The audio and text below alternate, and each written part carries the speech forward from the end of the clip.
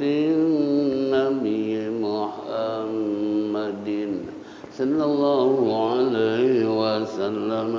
الفاتحة. أعوذ بالله من الشيطان. بسم الله الرحمن الرحيم. إياك نعبد وإياك نستعين.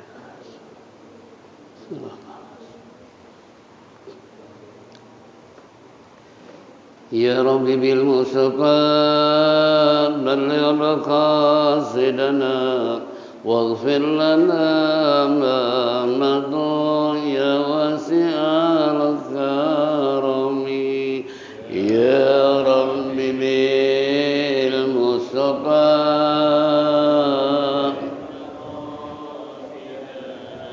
واغفر لنا ما مضى بسيد الخلق شمس الحق معتصم محمد خير معصوم ومعتصم. يا رب بالمصطفى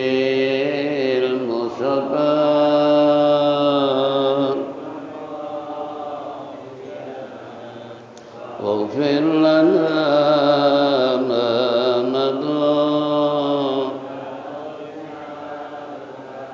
له فرارة حبيب الله حجته ومصدر الفضل والإرفان والكرم. يا رب بالمصطفى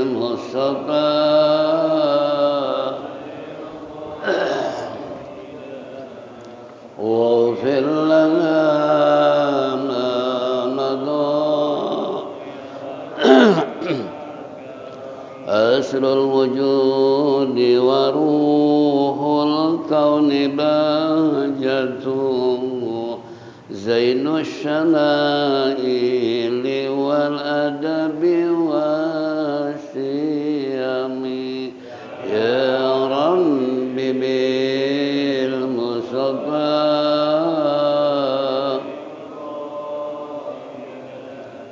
واغفر لنا ما مضى مطهر الأرض من رجس ومن درن من عبد وثن أو عبد صنم. يا رب بلغ مقاصدنا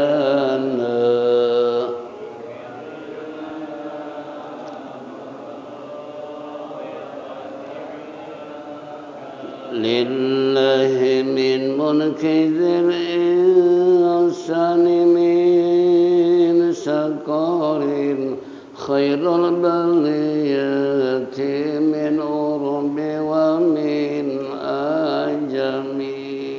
يا رب بالمصطفى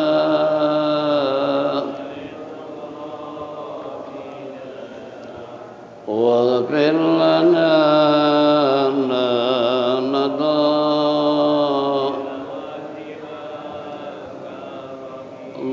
اللهم صل وسلم وبارك عليه. Bismillah, alhamdulillah rabbil alamin wassalatu wassalamu ala asyrafil mursalin sayyidina wa syafi'ina wa maulana Muhammadin wa ala alihi wa sahbihi ajma'in. Amma ba'du, fa inna asdaqal kitabullah khairal hadi sayyidina Muhammadin sallallahu alaihi wasallam wa syarrul umuri muhdatsatuha wa kullu muhdatsatin bid'ah wa kullu bid'atin dhalalah wa min wal muslimat rahimakumullah. Bapak-bapak, ibu-ibu hadirin jamaah Masjid Jami Adia Guru Sya'ban yang saya hormati, kembali ungkapan puji syukur kita terlebih dahulu kehadirat Allah Subhanahu wa taala atas segala rahmat dan nikmat yang diberikan kepada kita sehingga sampai saat ini kita masih bisa bersilaturahmi, bertatap muka, duduk bersimpuh bersama-sama di tempat yang mulia dalam rangka menindaklanjuti talim rutin ba'da subuh di hari Sabtu. Oleh karena itu manfaatkanlah sebaik-baiknya untuk lebih meningkatkan wawasan kita, memperkuat ukhuwah Islam di antara kita, dan sekaligus menanamkan iman dan Islam kita agar tumbuh takwa kepada Allah dengan sebenar-benarnya takwa. Harapan kita tentunya mudah-mudahan apa yang kita lakukan semua ini mendapat ridha Allah Subhanahu wa taala, taufik dan hidayah, rahmat dan inayah selalu menyertai kehidupan kita sehingga kelak mati husnul khatimah. Amin ya rabbal alamin. Baiklah hadirin jamaah rahimakumullah, kembali di pagi hari menjelang siang ini kita akan membaca, mendengar, menyimak apa yang terkandung dalam kitab Risalatul Mu'awana dalam ilmu tasawuf halaman 95. Wayang bagi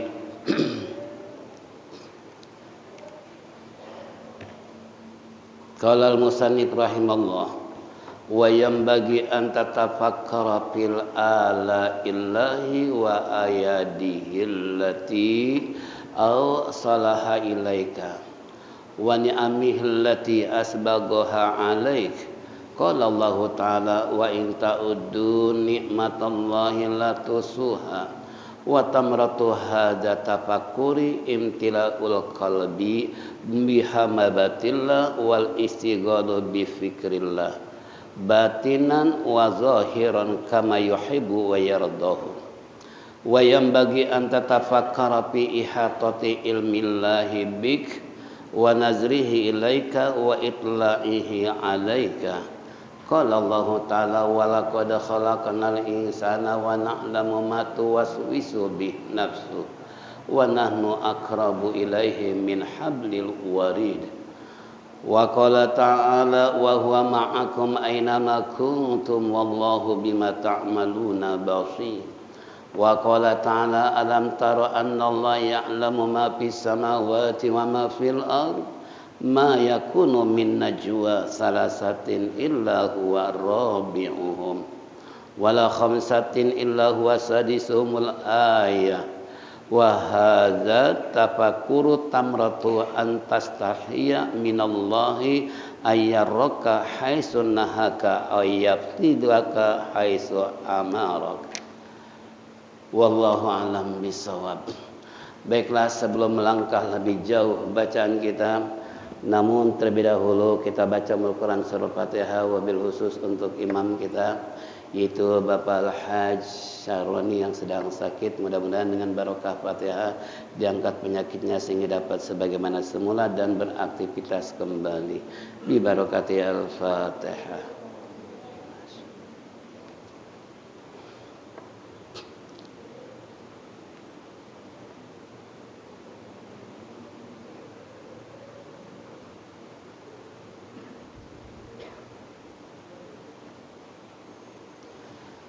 Baiklah hadirin jamaah rahimakumullah, wa yang bagi sepantasnya, seyogianya bahwa kamu memikirkan pada segala pemberian Allah dan segala nikmat-nikmat yang telah Allah menyampaikannya kepada kamu, wa ni'amihi dan segala nikmat-nikmatnya yang telah asbagoha yaitu menyempurnakan alaika untukmu.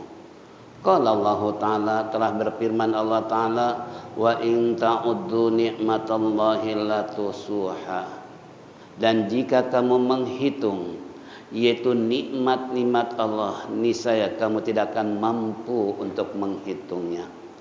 Wa tamratu, dan buah daripada yaitu tafakur itu, berpikir itu adalah memenuhi al-qalbi yakni hati bimahabbatillah dengan cintanya kepada Allah.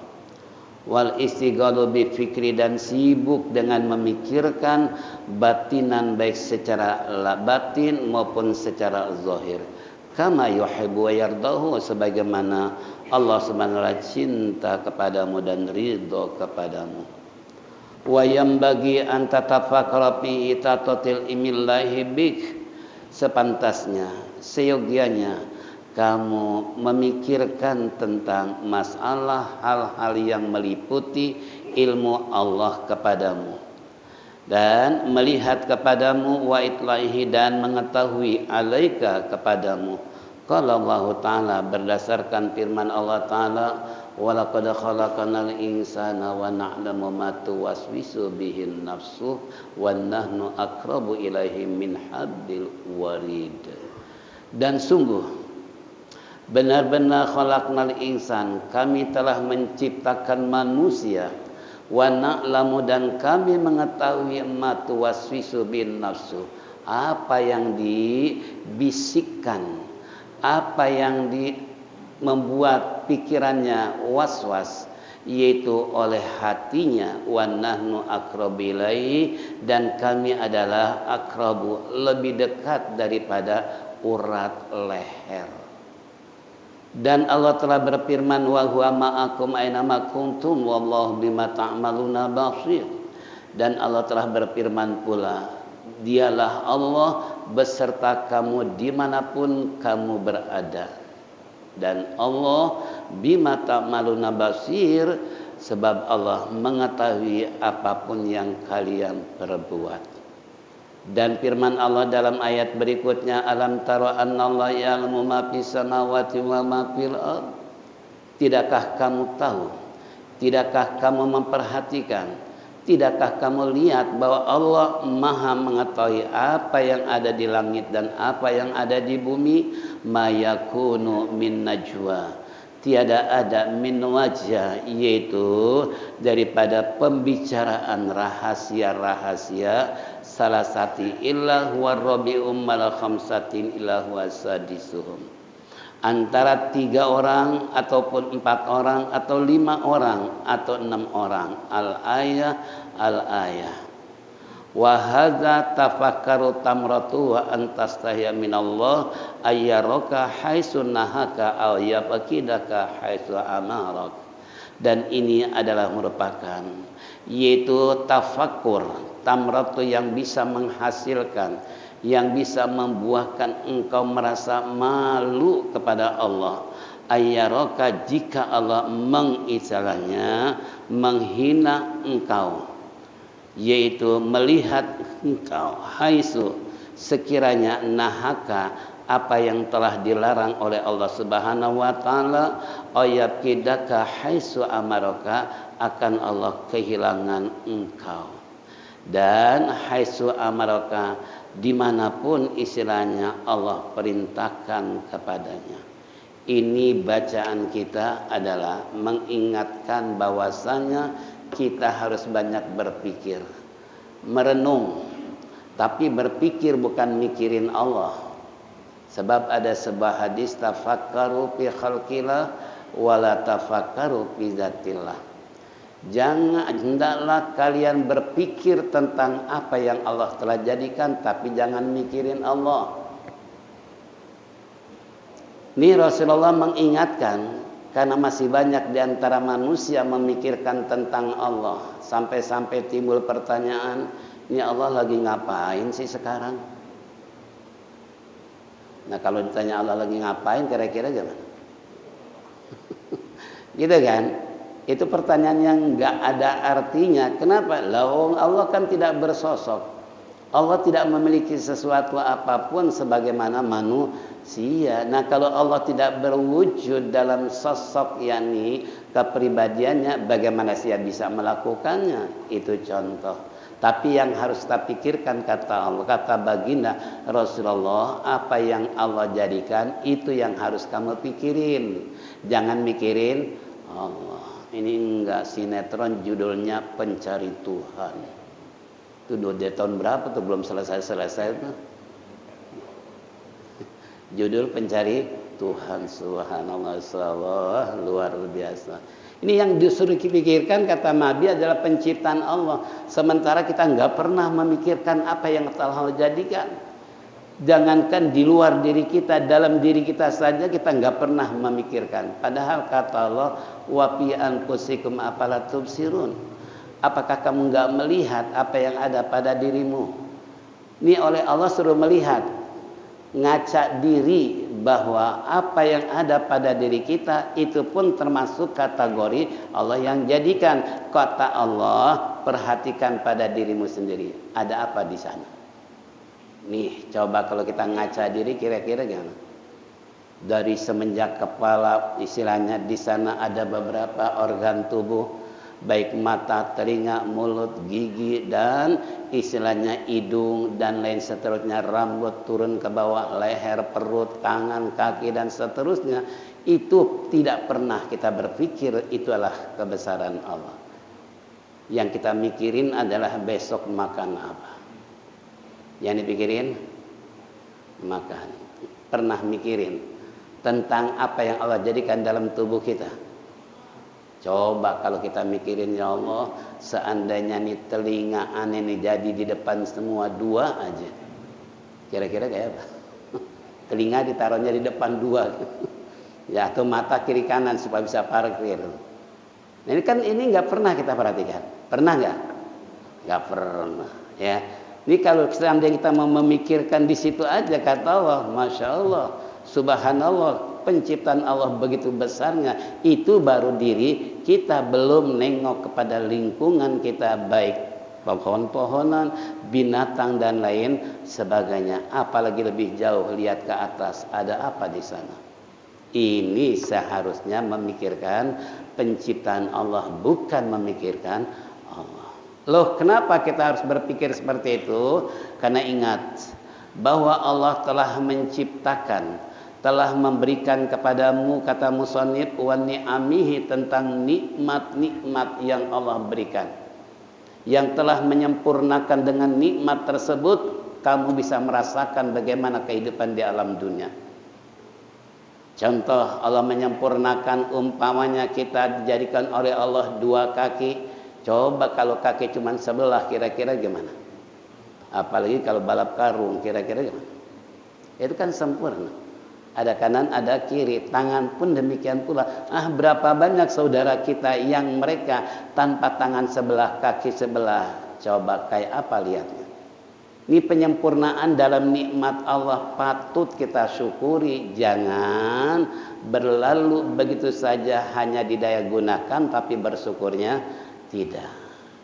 Sampai Allah bilang tadi dalam ayat, wa in ta'uddu nikmatallah la tusuha, jika kamu menghitung nikmatku la tusuha, kamu tidak akan sanggup menghitungnya.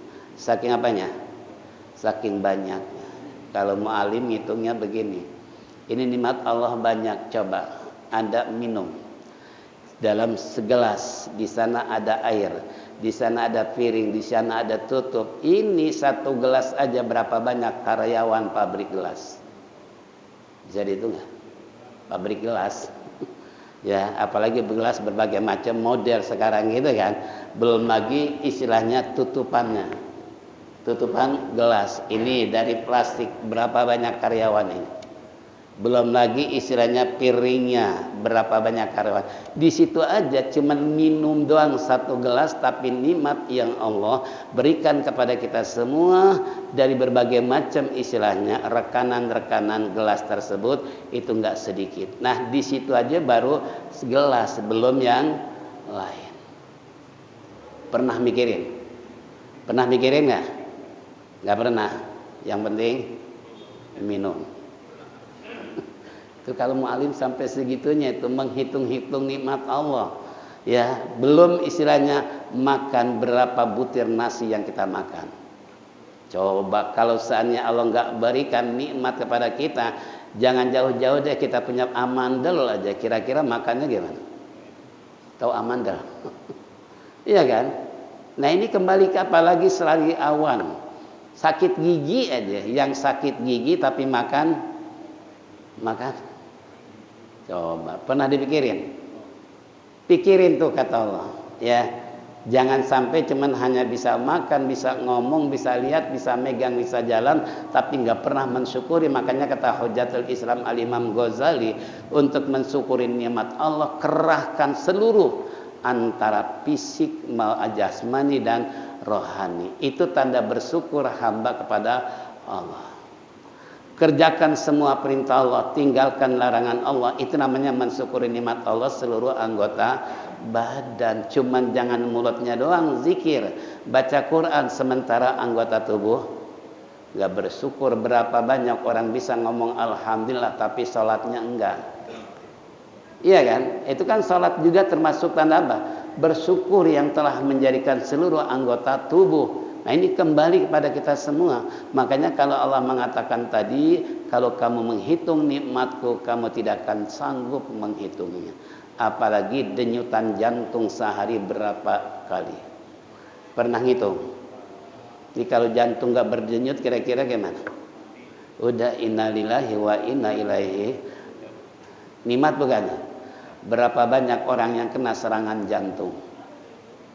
Makanya saya ingat dulu Profesor Dr. Hawari. Dia seorang fisioterapi juga seorang dokter, ya. Dia bilang, kenapa orang sekarang banyak terkena serangan jantung? Dia bilang, jangan bohong. Sebab bohong itu membuat bahaya jantung. Pak, percaya nggak? Suka bohong nggak? Suka bohong nggak? Ya, kalau sering bohong siap-siap serangan jantung akan datang. Karena selalu was-was, selalu dirinya istilahnya curiga, nggak tenang hidupnya kalau orang bohong. Makanya beliau katakan waktu saya dulu kuliah tuh, beliau katakan Anda jangan bohong kalau enggak ingin penyakit jantung. Bukan saja menyebab rokok, kata iklan kan rokok gitu kan, serangan jantung gitu kan. Macam-macam istilahnya. Ini kembali tadi, itu jantung aja berdenyut berapa kali sehari, nggak pernah kita hitung. Memang kita nggak sanggup menghitung denyutan jantung. Mata ngedip yang ada di depan kita, berapa kali itu mata ngedip? Seandainya mata nggak bisa ngedip, kira-kira gimana? Hah? Ya Allah Rabbi, apa nggak padat nih polusi nih? Ya, di dalam kelopak mata kita gara-gara nggak bisa ngedip. Coba, itu juga merupakan nikmat dari Allah. Begitu juga menguap, itu sebuah nikmat. Karena saya punya jamaah dulu kerja di Jalan Gajah Mada, begitu nguap nggak bisa turun lagi, bingung dia ngomongnya. Izin sama bosnya pulang, itu naik mikrolet dari Gajah Mada sampai ke rumahnya nganga terus menerus. Coba, makanya tuh nguap jangan ditahan, sebab bisa mengakibatkan timbul sakit ini nih, apa namanya, rahang. Loskan aja, bebaskan. Tapi ingat sunnah Nabi, tutup pakai tangan kiri, jangan nguap nganga begitu aja. Nah kalau kecoa masuk kan bahaya nggak? Bahaya. Tutup pakai tangan kiri begini, baik dalam sholat maupun di luar sholat. Tutup sekalipun berkali-kali nggak membatalkan sholat kalau tidak berturut-turut. Biasanya nih kalau nguap kondisi sholat subuh ya, sholat subuh banyak nguap melulu, itu tetap tutup, nguap tutup ya, nunduk nggak jamin. Karena kalau kecoa kegedean, kalau nyamuk masuk aja kira-kira nggak? Makanya sunnahnya ditutup pakai tangan kiri, ya. Iya, tetap sunnah ditutup. Sebab walaupun nunduk begini, ya nyamuk mana ngerti. Itu kan, tetap ditutup pakai apa? Tangan kiri, jangan tangan kanan. Jadi kalau tangan kanan begini, ini uap udara perut kotoran melalui udara hidung atau mulut keluar des. Apalagi pas makan jengkol kira-kira kan? Pasti bawa jengkol. Iya kan? Karena uapan perut kotoran keluar melalui apa? Pernapasan mulut. Makanya sunnah ditutup pakai tangan kiri baik dalam sholat maupun di luar sholat. Ini berapa banyak orang Islam yang belum paham dengan ajarannya. acara-acara baik acara tahlilan, kesyukuran, nguap enak aja dia tanpa ditutup. Padahal Rasulullah menganjurkan tutup, itu adab namanya. Itu juga nikmat kan. Nah kembali tadi, sama orang tuanya dibawa ke dokter. Ini salah jalur. Kalau orang nguap seandainya disuntik dokter nggak ada kaitan. Kenapa? Bawanya ke tukang urut yang tahu tentang saraf-saraf gitu kan. Dibawa ke dokter tetap aja nggak terus. Suruh minum obat, loh apa kaitannya? Nguap dengan obat. Logika kan nggak nerima. Nah, tapi ada yang sarankan jangan ke dokter, seharusnya datang ke tukang urut. Begitu datang tukang urut dipencet rahangnya, tlek, turun lagi. Nikmat bukan? Itu gara-gara nguap nggak turun aja tuh bermasalah. Ya, ke dokter, ke tukang urut, coba bayangin ninggalin kerja. Nikmat bukan? Nikmat. Ini jadi kalau seandainya kita mensyukuri nikmat Allah baik secara badannya atau seluruh anggota badan, kata Imam Ghazali, dengan melaksanakan perintah Allah jalla larangan itu tanda bersyukur kepada Allah seluruh anggota tubuh. Apalagi secara khusus ketika kita mendapatkan nikmat dari Allah, ucapkan alhamdulillah. Kalau kita sudah melakukan seperti ini, apa janji Allah? La in syakartum la azidannakum wa la in kafartum inna adzabi lasyadid. Jika kamu bersyukur atas nikmatku, kata Allah, hai saudara-saudara, saya akan tambah nikmatnya. Itu Allah janji kalau kita bersyukur nikmat Allah, diberikan kesehatan, kemudian melaksanakan sholat, niscaya kesehatan akan selalu isinya mengiringi kehidupan kita. Kenapa? Karena kita bersyukur dengan anggota seluruh badan melaksanakan sholat. Ya, ibadah, zikir, ngaji dan lain sebagainya itu tanda bersyukur hamba kepada Allah dengan mengerahkan seluruh anggota badan. Makanya kita ketika berikrar, ya, di saat membaca doa iftitah, inna sholati wa nusuki wa mahyaya wa mamati lillahi rabbil, inna sholati, sesungguhnya sholat saya, wa nusuki, ibadah saya, hidup dan mati saya adalah karena Allah, bukan karena di luar daripada Allah. Itu yang perlu kita catat dan kita pikirkan, bahwasanya kalau kita bersyukur pada Allah, Allah akan tambah. Itu janji Allah. Makanya kita punya harta banyak, sedekahkan, insya Allah Allah akan tambah. Kalau seandainya kita bisa jalan, gunakan untuk ngaji kalau ada pengajian. Sebab nggak mungkin ngaji kalau nggak ada pengajian. Itu kan. Nah ini jadi kembali kepada itu tanda bersyukur pada Allah. Jadi jangan sampai istilahnya kita mengingkari, sebab kalau ingkar pada nikmat Allah, ingat siksaan itu adalah sangat pedih. Kita punya harta nggak pernah disedekahkan, buat Allah menghilangkan harta sekejap tidak ada kesulitan. Berapa banyak orang kaya raya yang nggak pernah zakat, nggak pernah sedekah, begitu rumahnya kebakaran, ludes semua kekayaan. Sampai ada cerita di rumah alim. Cerita apa? Cerita ada orang kaya. Rupanya dia sempat diri nyelengin duit, masukin ke dalam kaleng kongkuan. Nah kalau ratusan ribu, kira-kira satu kaleng kongkuan isinya berapa?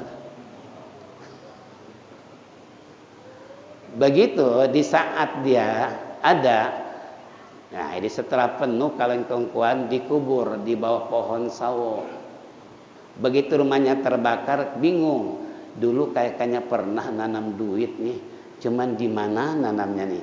Bingung karena dalam keadaan kondisi rumahnya habis diludes si jago merah. Nanya sama Ustadz, aneh kayaknya nyimpen duit nih, cuman di mana aneh bingung nih. Kata ustadznya, coba Pak salat. Insya Allah dengan salat kaleng bakal ketemu. Begitu Allahu Akbar, teng masuk hatinya. Oh di bawah polong sawo. Langsung berhenti tuh sholat, ngambil cangkul. Ya Allah Rabbi, bersyukur bukan? Syukur bukan? Kan nggak jadi sholatnya, karena mikirannya udah ketemu dengan apa? Ya Allah, takut lupa lagi, buru-buru tuh salat diberhentikan ngambil cangkul. Ya, karena khawatir lupa. Nanti kalau lupa bingung lagi nyarinya. Itulah makanya hikmahnya salat. Kalau kehilangan sesuatu tak perlu datang ke dukun. Sebab kalau datang ke dukun tuh 40 istilahnya tahun amal ibadah kita gugur semua pahalanya. Karena saya punya pengalaman ngajar orang India. Ya, satu keluarga. Satu saat di rumahnya ada 2 toples. Istrinya yuyu semua. Tahu yuyu? Ya, kepiting kecil tuh. Saya tanya, "Miss, ini apaan nih?" "Ini yuyu, Ustaz." "Loh, buat apaan pajangan?" "Enggak, saya sering kehilangan duit," kata dukun. "Itu harus miara yuyu di toples karena ini tuyul enggak bakalan ngambil duit, sedang asiknya mainin yuyu." Tuyul dibilangnya. Astagfirullahaladzim, Miss, bukan gini caranya secara agama. Gimana? Wirid zikir, minta sama Allah, nih saya akan ketemu siapa yang mengambil uang. Miss, kalau yuyu nggak jamin selamanya. Ini yuyu mungkin sampai beranak penuh nih toples, uang tetap nggak bakalan ketemu. Begitu dia diajarkan belas. Minggu besok saya ngajar lagi. Gimana, Miss? Alhamdulillah ketemu. Kenapa? Ternyata pembantu saya sendiri yang suka ngambil.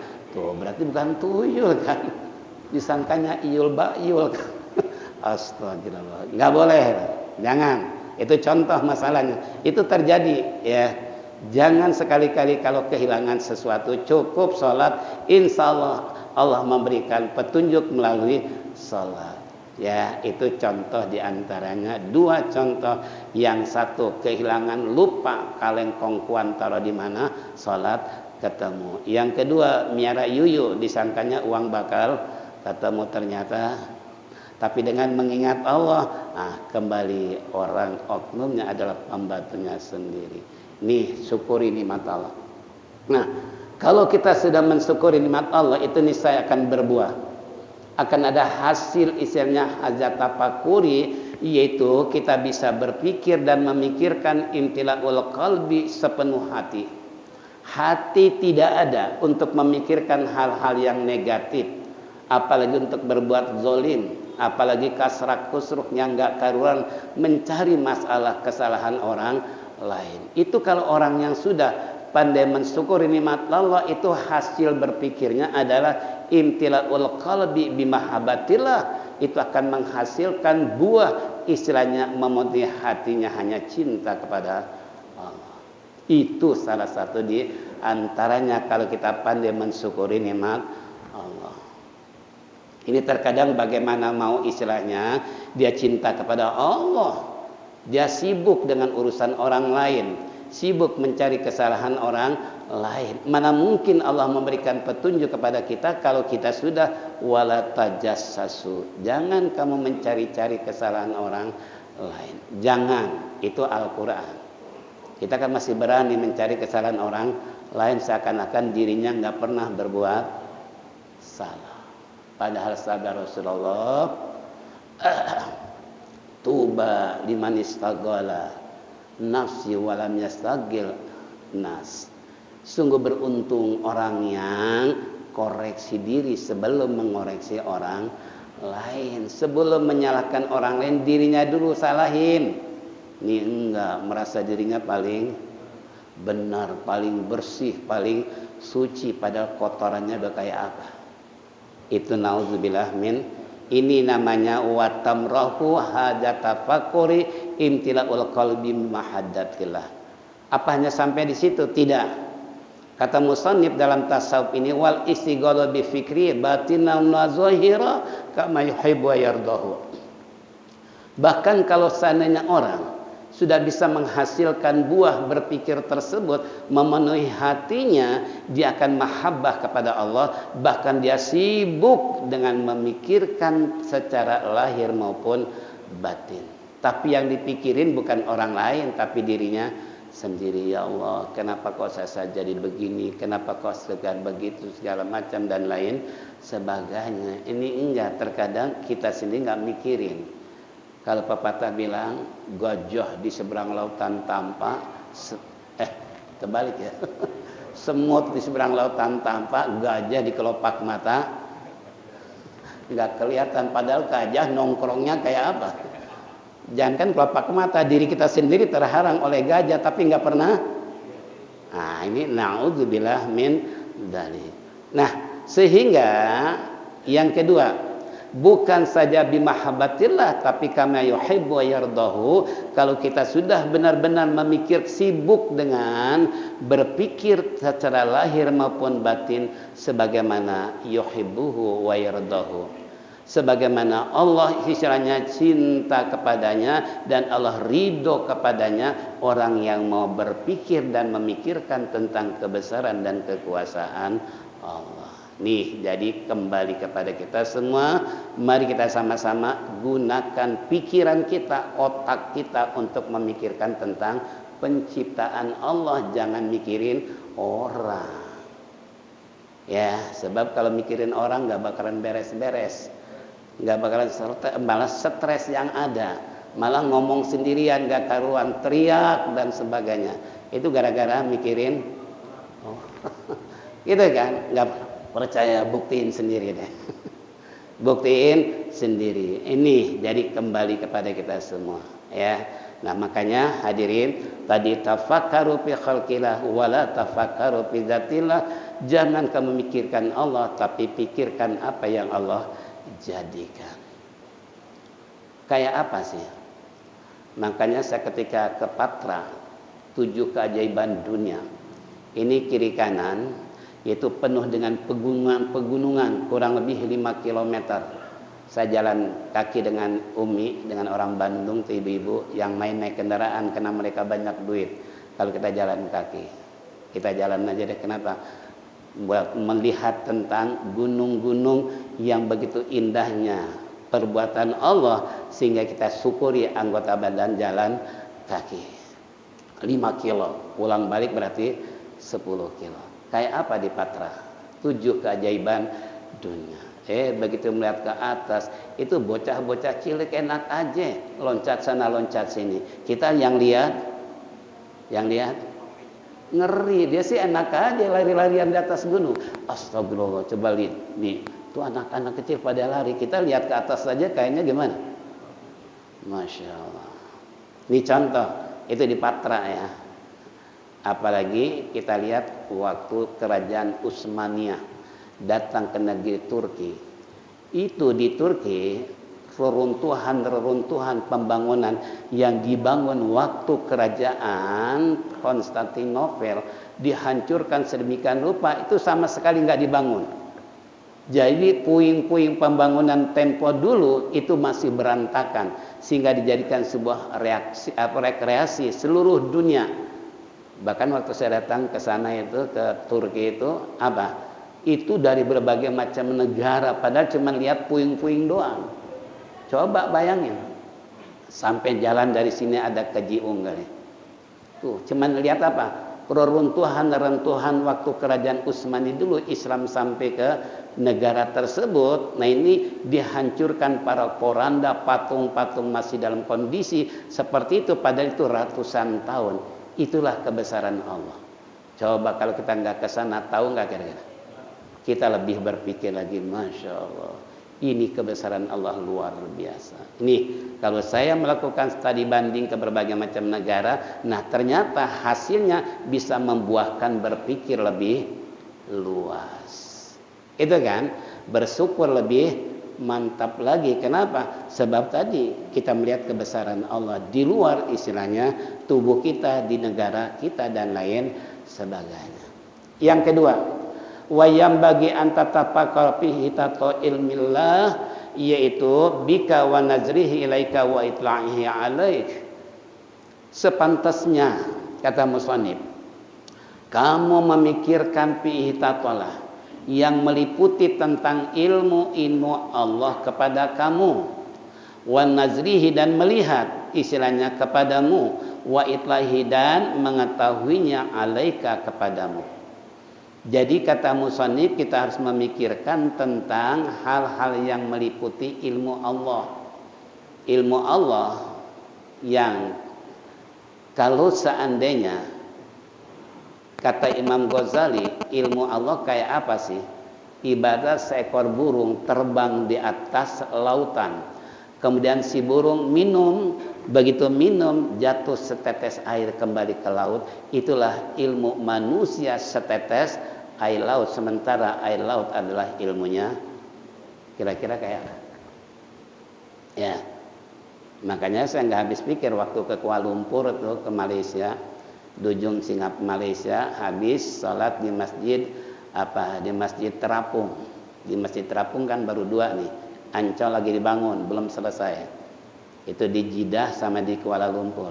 Saya habis sholat subuh, kemudian jalan dengan Umi di taman di pinggir pantai. Nah itu kembali kita mau ziarah ke gurunya Syekh Bonang di tengah lautan, yaitu Nur Arifin namanya, Syekh Nur Arifin. Ini keturunan Syekh Abdul Qadir Jilani yang ke-10. Itu harus naik kapal, ya, kapal laut. Begitu sampai sore-sore, nelayan semua menghampiri sambil bertanya, mau kemana Pak? Kita mau ziarah ke makam Nur Arifin. Nggak bisa kalau gini hari. Kenapa? Laut sedang surut. Nah pertanyaannya, surutnya air laut tuh, air laut ditaruh di mana? Pernah mikirin? Pernah mikirin ya? Ada orang Tanjung di sini, dekat Ancol. Pernah mikirin?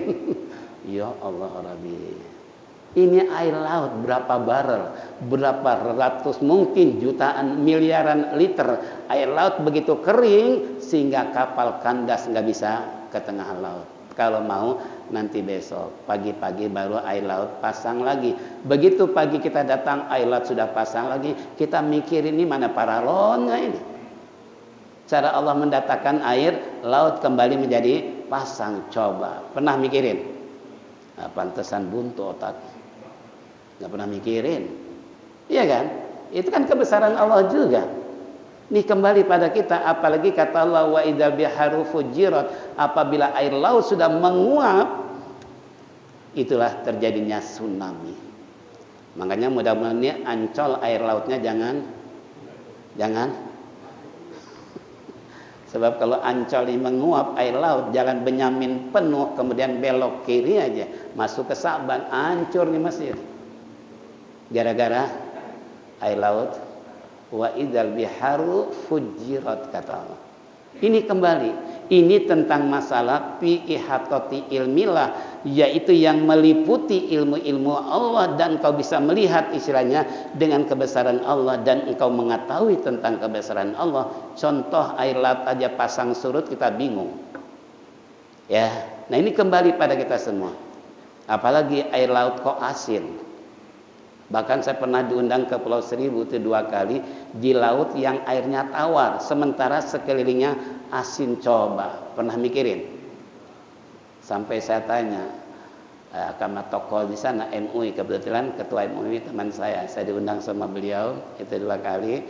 Kemudian ini di sini alhamdulillah air tawar. Semua daerah pulau-pulau yang lain asin. Hikmahnya apa? Hikmahnya daerah kita ini kalau mereka butuh air tawar harus tukar.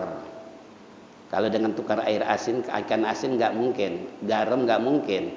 Mereka butuh terasi, karena kalau terasi kan susah. Kalau garam, air asin, ikan asin banyak itu kan. Itu saling tukar menukar. Coba bayangkan, ini di tengah-tengah laut tapi airnya tawar. Atau di Gang Laler, tahu Gang Laler? Tahu nggak? Ya pasti tahu lah, Gang Laler. Di situ ada pompa 1 meter, yang sebelah asin, yang sebelah tawar. Coba, kalau nggak percaya, yuk saya antar sekarang. Tapi jangan lari kiri, jangan. Ya merem aja jalannya. Gitu kan? Itu aneh, pompa di sini istilahnya tawar, di sini asin. Makanya waktu dulu ya kakak saya tinggal di sana. Nah, kemudian saya perhatikan, loh kok ini asin, kok ini tawar? Coba, padahal masih satu areal tanah, tapi aneh 1 meter jaraknya, yang satu asin, yang satu. Pernah mikirin? Sampai bongkok jangan mikirin. Padahal itu merupakan nikmat Allah. Kemudian apa kata Allah? Qala Allah Ta'ala, wa laqad khalaqnal insana ma na'lamu ma tuwaswisu bi nafsuhu wa nahnu aqrabu ilaihi min hablil warid. Ingat kata Allah, Sungguh kami benar-benar menjadikan manusia wa na'lamu, dan kami ketahui ma tuwaswisu, apa yang ada kewaswasan dalam jiwa mereka. Allah tahu kegaduhan jiwa manusia, Allah tahu. Kenapa? Karena wa nahnu aqrabu ilaihi min hablil warid. Ingat saudara-saudara, saya lebih dekat daripada urat leher. Ini urat leher di sini. Allah lebih dekat daripada urat leher dengan diri kita. Kira-kira kayak apa? Makanya kita jangan macam-macam hidup. Kenapa? Kewaswasan diri, kesetresan diri kita, ketidaknyamanan diri kita. Kenapa? Karena tadi kita nggak pernah berpikir tentang penciptaan Allah. Makanya timbul was-was, timbul kasrat khusruk, mikirin orang lain tapi dirinya nggak pernah dipikirin. Itu na'udzubillah min. Dari sampai di sini dengan tidak terasa berputarnya waktu, telah tiba saatnya kita berpisah sementara, dengan harapan mudah-mudahan Allah panjangkan umur, sehat walafiat, sehingga bisa kembali pada hari Sabtu yang akan datang, dan yang kita dengar bersama jadikan ilmu yang bermanfaat. Mari kita tutup dengan dzikir tauhid. Falyatafaddal mashkura.